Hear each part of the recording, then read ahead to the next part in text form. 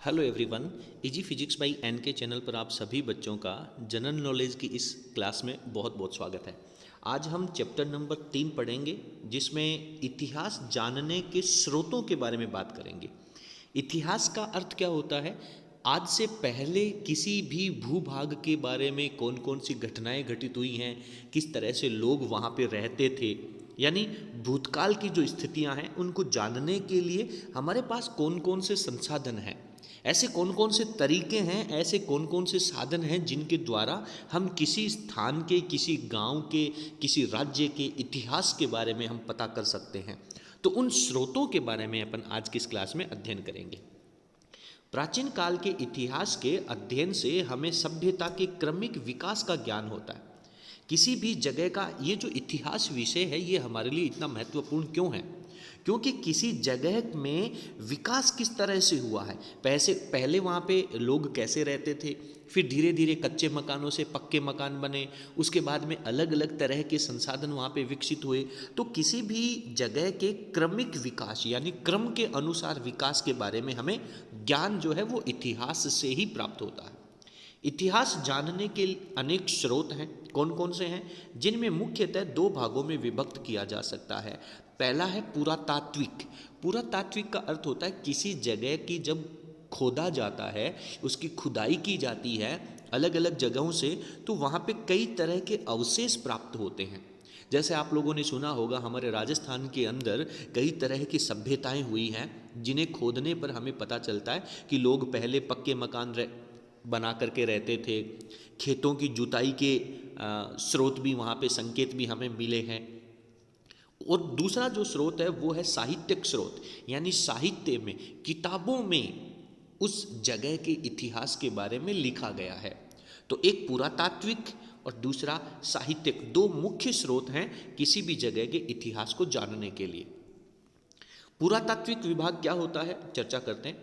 प्राचीन काल के वे अवशेष जिनसे हमें स्थान और घटनाओं के संदर्भों को समझने में सहयोग मिलता है, वे अवशेष जिनसे हमें किसी जगह और किसी घटना के संदर्भ में हमें जानकारी प्राप्त होती है, उनको पुरातात्विक स्रोत कहते हैं।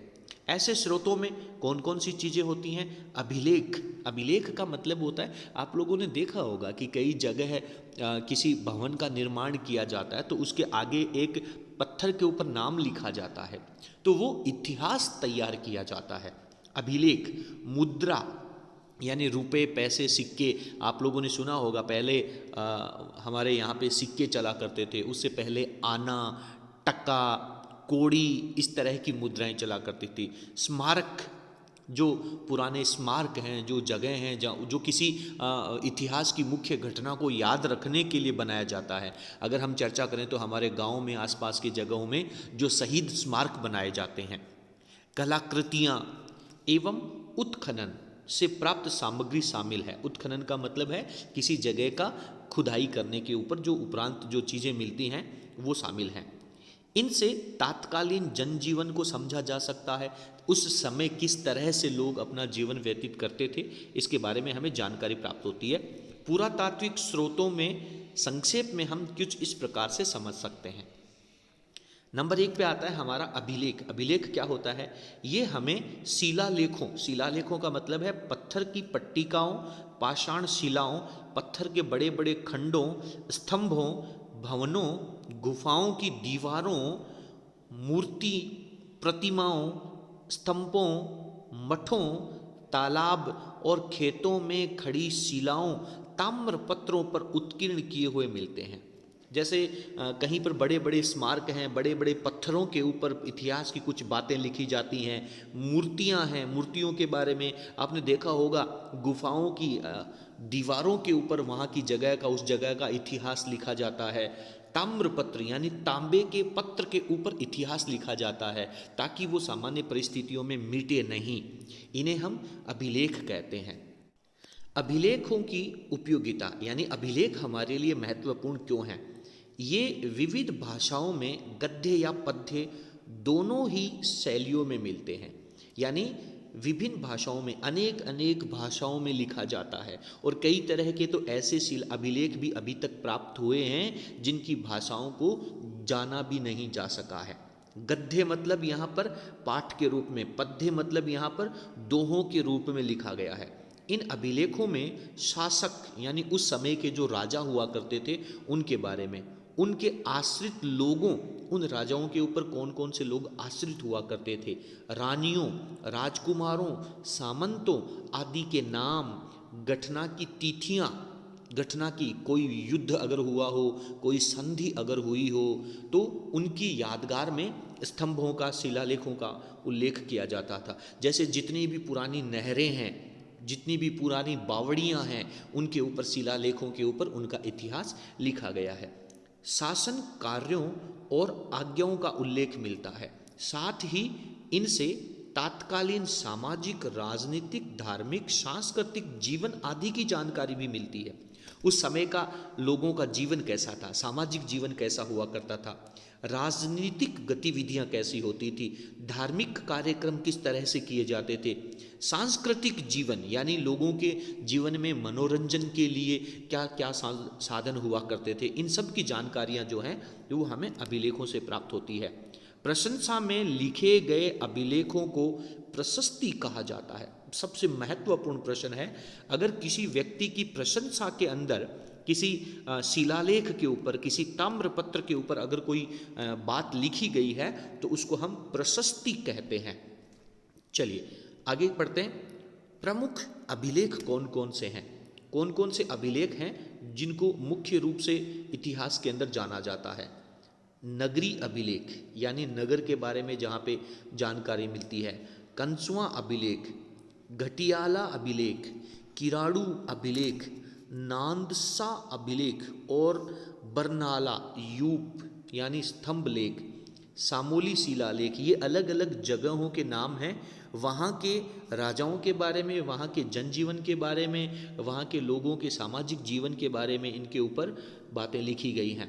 शिलालेख आदि से राजस्थान की धार्मिक व्यवस्था, यज्ञों के प्रकार, भूमि तथा द्रव्यदान, राजनीतिक सीमा आदि की जानकारी हमें इनसे प्राप्त होती है।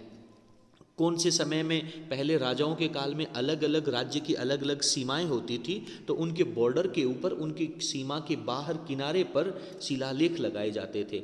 उदाहरण स्वरूप घटियाला अभिलेख, प्रतिहार और बिजोलिया शिलालेख चौहानों का इतिहास जानने में महत्वपूर्ण साधन है। यदि हमें चौहान समाज का इतिहास जानना है तो इसके लिए हमें घटियाला अभिलेख पढ़ना चाहिए। प्रतिहार और बिजोलियाओं का जो शिलालेख है उनके अंदर भी हमें चौहानों के इतिहास के बारे में जानकारी मिलती है। चिरवा का शिलालेख रावल समर सिंह के युग की जानकारी देता है। एक बहुत महत्वपूर्ण प्रश्न यहाँ पे क्रिएट होता है, यदि रावल समर सिंह के युग की हमें जानकारी प्राप्त करनी है तो इसके लिए हमें चिरवा का जो शिलालेख है उसके बारे में पढ़ना चाहिए। ये कुछ आप लोग चित्र देख रहे हैं, इसमें कुछ स्मारक यहाँ पे बनाए गए हैं। ये स्मारक राजाओं के द्वारा की जाने वाली विभिन्न घटनाओं, विभिन्न नियमों, विभिन्न युद्ध में विजय के उपलक्ष्य में बनाए जाते थे। तो ये जो स्मारक हैं ये हमें इतिहास के बारे में जानकारी प्रदान करते हैं। किस तरह से स्मारकों का उपयोग किया जाता है, पढ़ते हैं। राजस्थान के विभिन्न स्मारकों में दुर्ग प्रमुख हैं। जितने भी राजस्थान के अंदर, राजस्थान को गढ़ों का राजा कहा जाता है। पूरे भारत में सबसे ज़्यादा गढ़ यदि पाए जाते हैं तो वो हमारे राजस्थान में हैं। दुर्ग जो हैं वो जब कोई राजा किसी विशेष युद्ध को जीत लेता था या अपनी प्रसिद्धि को कायम करने के लिए दुर्ग का निर्माण करता था। इनमें चित्तौड़ का दुर्ग, जालोर का दुर्ग, गागरोन झालावाड़ का दुर्ग, रणथंबोर सवाई माधोपुर का दुर्ग, आमेर अजमेर का दुर्ग, मेहरानगढ़ जोधपुर का दुर्ग, तारागढ़ अजमेर, कुंभलगढ़ चित्तौड़गढ़ आदि दुर्ग महत्वपूर्ण हैं। तो इन सभी दुर्गों के बारे में हमें आगे चल कर के बहुत अच्छी तरह से सारगर्भित रूप से अध्ययन करना होगा। तो अभी आप मुख्य रूप से गढ़ों का नाम याद कर लीजिए। चित्तौड़गढ़ है, जालोर है, गागरोन दुर्ग है। आप में से किन किन बच्चों ने कौन कौन से दुर्ग का भ्रमण किया है, कौन कौन से दुर्ग आप लोगों ने देख रखे हैं, वो आप हमें कमेंट सेक्शन में ज़रूर लिखेंगे। इसके अलावा भवन, राजा प्रासाद, राजप्रासाद, राजप्रासाद का मतलब होता है महल, राजा के रहने का जो महल होता था। सार्वजनिक भवन, स्नानागार, आप लोग जब जोधपुर जाएंगे तो आपको कई तरह की बावड़ियाँ, कई तरह की ऐसी जगहें मिलेंगी जहाँ पे रात को लोग अपना आराम करने के लिए और धर्मशालाओं के रूप में उपयोग करते हैं।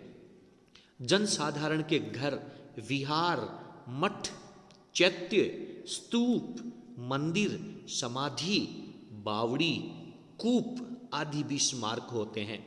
यानी कुछ लोग मंदिरों का निर्माण करवाते थे, समाधियों का, स्तूपों का, विहार, मठों का, चैत्य का, बावड़ी का और कुओं का निर्माण करवाया जाता था।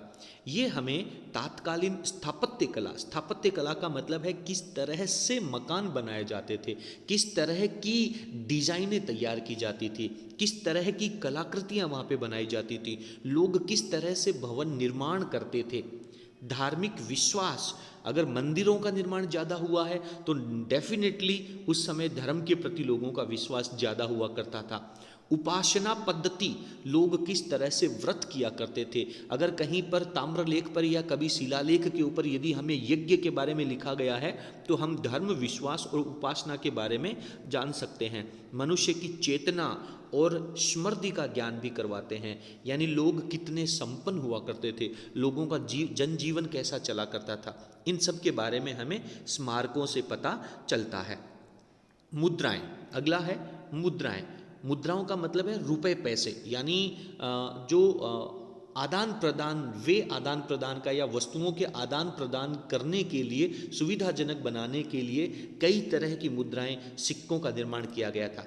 मुद्राएं अथवा सिक्कों, छापों या प्रतीकों से किसी भी काल विशेष की राजनीतिक, धार्मिक, आर्थिक स्थिति का पता चलता है।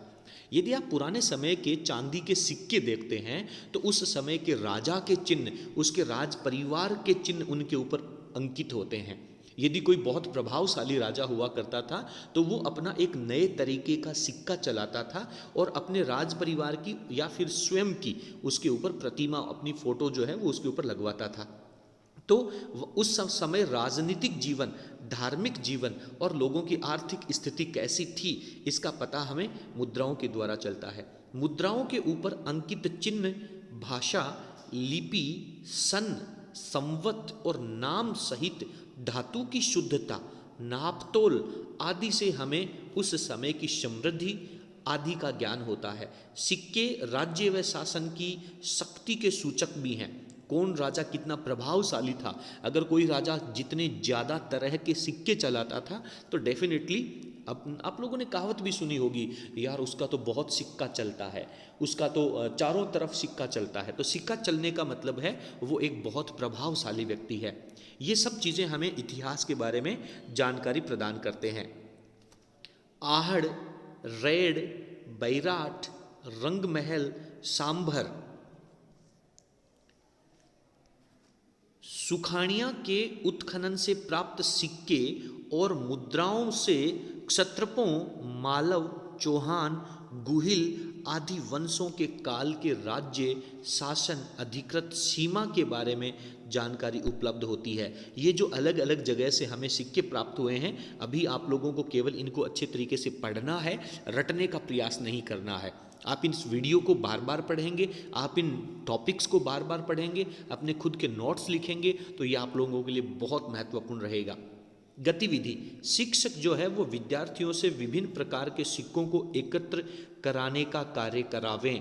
अब भाई साहब टाबरा का कन सिक्का थोड़ी हुए, टाबरा का कन अगर कोई सिक्का होवे, 20 टक्का होवे तो वह सीधा सीधा जाके दुकाना में टॉफियाँ खा ले हुए।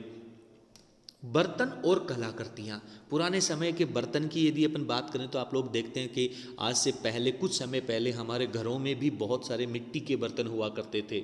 और जो बहुत संपन्न लोग हुआ करते थे, जो बनिया लोग या जो पैसे वाले लोग हुआ करते थे, उनके घरों में तांबे के, कांसे के, पीतल के बर्तन हुआ करते थे। तो बर्तनों से और कलाकृतियों से उस समय की बनावट, उस समय के कारीगरों के बारे में हमें जानकारी प्राप्त होती है। और जब कोई वस्तु पुरानी हो जाती है तो वो एंटिक पीस यानी एक अमूल्य वस्तु के रूप में चिन्हित हो जाती है। उत्खनन से हमें तात्कालीन बर्तन आदि कलाकृतियाँ प्राप्त हुई हैं, यानी जब किसी जमीन को खोदा गया है तो उस समय के बर्तन और कलाकृतियाँ हमें प्राप्त हुई हैं। कलाकारों में बर्तनों के ऊपर चित्र बनाए जाते थे, खंभों पर खुदाई, किवाड़ों व गवाक्ष यानी गोखड़ों की कारीगरी आदि भी देखने में आती है। हमें बर्तन भी प्राप्त होते हैं जिनकी बनावट, पॉलिश, रंग आदि उस काल की उत्कृष्ट कला को दर्शाते हैं।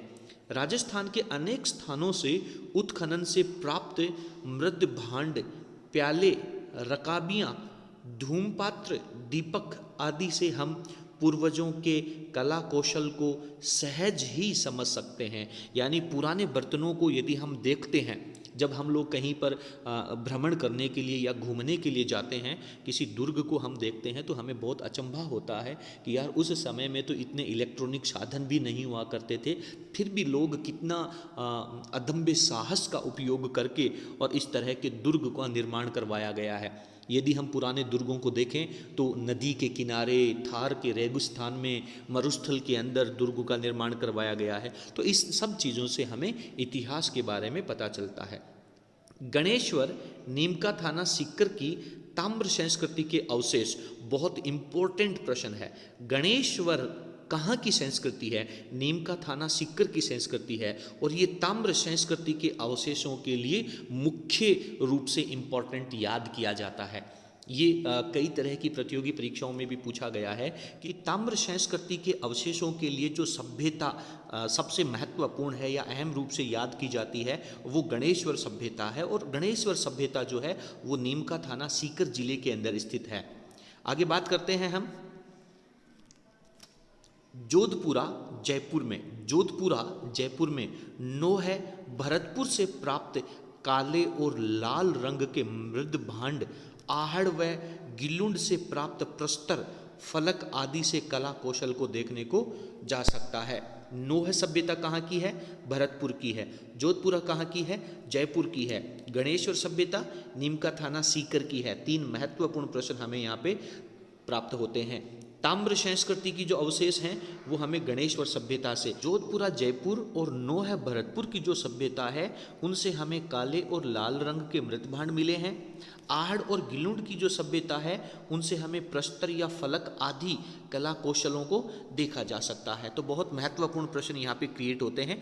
बेसिक चीज़ें हम यहाँ से सीखेंगे तो हम आगे चल करके जीके को बहुत अच्छे तरीके से तैयार कर सकेंगे। ताम्रपत्र, तांबे के छोटे और बड़े पत्रों पर खोदे गए लेखों को ताम्रपत्र कहते हैं। तांबे के पत्र के ऊपर आप लोगों ने देखा होगा कि जब कई तरह के पुरस्कार दिए जाते हैं तो उनके साथ में एक ताम्रपत्र दिया जाता है। उस तांबे के पत्र के ऊपर उस कार्य के लिए, उस पुरस्कार के लिए, उस सफलता की कहानी वहाँ पे लिखी जाती है।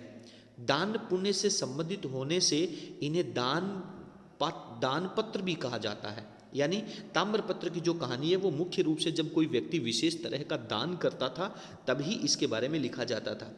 इनसे हमें शासन, शासक, काल, भाषा, पर्व, धर्म, भूमि और भूमि के प्रकार, नापतोल, दान के प्रकार आदि का पता चलता है। चलिए आगे चलते हैं। ये हमारा पहला पुरातात्विक स्रोत जो है वो यहाँ पे कंप्लीट हो जाते हैं।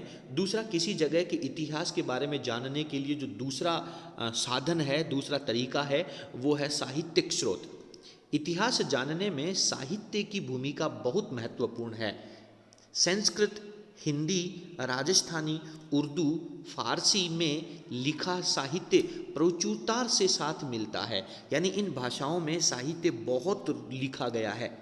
राजस्थान के प्राचीन इतिहास को जानने में वेद पुराण, रामायण, महाभारत, बौद्ध, जैन ग्रंथों से सहायता मिलती है। 12वीं शताब्दी के उत्तरार्ध में जयानक कृत यानी जयानक नाम के कवि ने पृथ्वीराज विजय महाकाव्य से, पृथ्वीराज विजय महाकाव्य का रचना किसने करी? जयानक ने। सबसे महत्वपूर्ण प्रश्न, पृथ्वीराज विजय एक महाकाव्य का नाम है जिसका जो रचयिता है वो जयानक है, और इस महाकाव्य से चौहानों की उपलब्धियों का वर्णन मिलता है।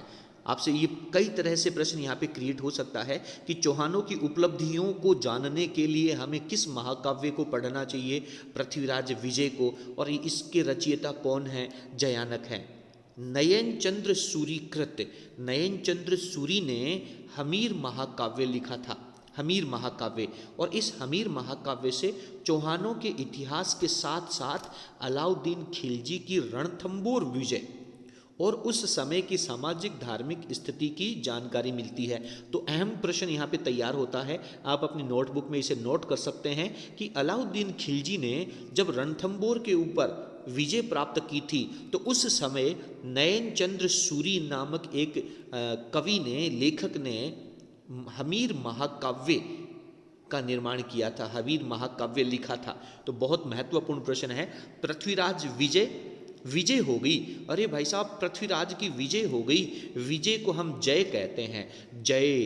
तो जयानक ने पृथ्वीराज विजय लिखी थी, नयन चंद्र सूरी ने हमीर महाकाव्य लिखा था। चलिए, राजस्थानी साहित्य में पृथ्वीराज रासो, अचलदास खिंची की वचनिका, ये महाकाव्यों के नाम हैं।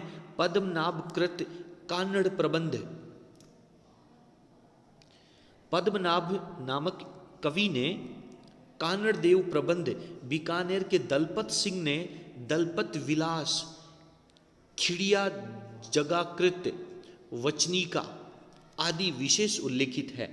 यानी पृथ्वीराज रासो, अलकदास खिलजी की वचनिका, पद्मनाभ कृत कान्नड़ देव प्रबंध, बीकानेर के दलपत सिंह के द्वारा लिखा गया दलपत विलास, खिड़िया जगत कृत, यानी खिड़िया जगत जो है, खिड़िया जग्गा जो है वो एक लेखक का नाम है और उसने लिखा था वचनिका आदि विशेष उल्लेखनीय है। आगे चलते हैं। ख्यात विशेष साहित्य में प्रसिद्ध राजपूत राजवंशों की स्थापना, राजाओं का वंश क्रम, राज्य क्षेत्र आदि का वर्णन होता है। नैणसीरी ख्यात, बांकीदासरी ख्यात, दयालदासरी ख्यात, जोधपुर राज्य की ख्यात आदि से इतिहास जानने में सहायता मिलती है। बहुत सारे जो राजवंश हुए हैं, राजा हुए हैं, और उनका जो वंश का क्रम हुआ है कि किस राजा के कितने पुत्र थे और उनमें से कौन राजा बना, तो इनमें नैणसीरी ख्यात, ख्यात का मतलब है उनके बारे में लिखी गई जानकारियाँ। बांकीदासरी ख्यात, दयालदासरी ख्यात, जातपुर राज्यरी ख्यात, फारसी उर्दू, आगे लिखा गया है फारसी उर्दू तवारीखों यानी इतिहास के ग्रंथों में हमें विशेषतः मध्यकालीन राजस्थान के इतिहास को समझने में मदद मिलती है। यानी मध्यकालीन इतिहास को यदि हमें जानना है तो फारसी और उर्दू में तवारीखें जो लिखी गई हैं उन्हें हमें पढ़ना चाहिए। कर्नल जेम्स टोड, राजस्थान के इतिहास में कर्नल जेम्स टोड का जो नाम है वो बहुत महत्व रखता है। कर्नल जेम्स टोड ने कुछ पुस्तकों का लेखन किया था जिसमें सबसे महत्वपूर्ण है annals and antiquities of Rajasthan, सबसे महत्वपूर्ण। कई तरह की प्रतियोगी परीक्षाओं के अंदर ये प्रश्न पूछा गया है। इस पुस्तक का नाम दे करके और प्रश्न पूछता है कि इसके लेखक का नाम बताइए, तो कर्नल जेम्स टोड के द्वारा रचित ये पुस्तक है। और भी कई पुस्तकें हैं इसके अलावा। पश्चिम भारत की यात्रा, ये भी कर्नल जेम्स टोड के द्वारा रचित है। तो दोनों महत्वपूर्ण पुस्तकों का यहाँ पे लेखन किया गया है। तो ये प्रश्न आप लोग याद रखें। इसके बाद में कह रहा है कि बूंदी के महाकवि सूर्यमल मिश्रण बूंदी राज्य से संपर्क रखते हैं। बाद में ये हमारे राजस्थान का बूंदी जिला बना था। महाकवि सूर्यमल मिश्रण ने एक पुस्तक लिखी थी जिसका नाम था वंश भास्कर, बहुत महत्वपूर्ण प्रश्न है। कविराज, कविराज के नाम से किसे जाना जाता है? श्यामल दास, महत्वपूर्ण प्रश्न। कविराज के नाम से श्यामल दास को जाना जाता है। और श्यामल दास ने एक पुस्तक का लेखन किया था जिसका नाम है वीर विनोद, बहुत महत्वपूर्ण प्रश्न। ये सभी प्रश्न जो हैं वो कई प्रतियोगी परीक्षाओं के अंदर पूछे गए हैं। उसके बाद में विश्वेश्वर नाथ ने मारवाड़ राज्य का इतिहास, गौरीशंकर हीराचंद ओझा के द्वारा लिखित पुस्तक उदयपुर, जोधपुर, सिरोही, डूंगरपुर, बांसवाड़ा, प्रतापगढ़ के इतिहास ग्रंथों में उल्लेखनीय है। तो ये सभी प्रश्न जो है वो बहुत महत्वपूर्ण है। आप स्क्रीनशॉट लेकर के इसको आगे के समय के लिए लिख सकते हैं, अपने नोट्स के अंदर आप इसे लिख सकते हैं। यहाँ पे कुछ तस्वीरें दी गई हैं, इनको भी आप लोगों को थोड़ा ध्यानपूर्वक देखना चाहिए। पहली तस्वीर जो है वो कर्नल जेम्स टोड की है, दूसरी गौरी शंकर हीरा चंद ओझा की है और तीसरा कविराज श्यामल दास की है। इसके बाद में इस चैप्टर के कुछ महत्वपूर्ण प्रश्न हैं। शब्दावली, अभिलेख किसे कहते हैं? ताम्रपत्र या पत्थर आदि के ऊपर खुदा हुआ लेख अभिलेख कहलाता है। उत्खनन का मतलब होता है खुदाई कार्य। मृद भांड का मतलब होता है मिट्टी के बर्तन। कुछ अभ्यास प्रश्न दे रखे हैं, चलिए पढ़ते हैं। आप लोग बताएं कि इनमें से किस प्रश्न का उत्तर क्या होगा। वंश भास्कर पुस्तक के रचयिता कौन है? बांकीदास, श्यामल दास, सूर्यमल मिश्रण या फिर दयाल दास? बताएं देखें। तो इस प्रश्न का सही उत्तर है वंश भास्कर के जो लेखक हैं वो हैं सूर्यमल मिश्रण। दूसरा प्रश्न है, प्रशंसा के लिए लिखे गए जो अभिलेख होते हैं उनको क्या कहा जाता है? तो प्रशंसा के लिए जो अभिलेख लिखे जाते हैं उनको प्रशस्ति कहा गया है। संस्कृत में उत्कीर्ण का शिलालेख राव समर सिंह युग की जानकारी देता है। अभी हमने इस प्रश्न को पढ़ा था, आज ही की इस वीडियो में पढ़ा था। रावल समर सिंह के बारे में कौन सा संस्कृत भाषा में लिखा गया शिलालेख है वो जानकारी प्रदान करता है। इस महत्वपूर्ण प्रश्न को हमने अंडरलाइन भी किया था। रावल समर सिंह के युग का जो शिलालेख है वो है हमारा चीरवा का शिलालेख। तो इस तरह से ये बहुत महत्वपूर्ण प्रश्न है। बाकी के जो नीचे प्रश्न दिए गए हैं इन प्रश्नों को पढ़ करके आप इस वीडियो को दोबारा पढ़ेंगे तो इन प्रश्नों के उत्तर जो है वो आपको पता होना चाहिए। राजस्थान के किन्हीं 3 प्रमुख दुर्गों के नाम लिखिए। चित्तौड़गढ़ का दुर्ग है, उसके बाद में मेहरानगढ़ दुर्ग है, आमेर दुर्ग है, तारागढ़ दुर्ग है। बहुत सारे अनेक दुर्ग हैं, लेकिन हमें इनमें यहाँ पे केवल 3 दुर्गों का नाम लिखना है। पुरातात्विक स्रोत किसे कहते हैं? जमीन की खुदाई के दौरान या पत्थरों के ऊपर लिखे गए जो लेख हैं उन्हें अपन पुरातात्विक स्रोत कहते हैं। इतिहास लेखन में मुद्राओं का योगदान, ये भी हम कंप्लीट कर चुके हैं। ताम्रपत्र किसे कहते हैं? राजस्थान के प्रमुख ऐतिहासिक ग्रंथों की जानकारी। ग्रंथों के अंदर कौन कौन से ग्रंथ जो है वो किन के द्वारा लिखे गए हैं, बहुत महत्वपूर्ण प्रश्न है। तो इस वीडियो को देख करके इसके सभी जो नोट्स हैं वो आप लिख लें। आज के इस वीडियो में इतना ही। बहुत बहुत धन्यवाद।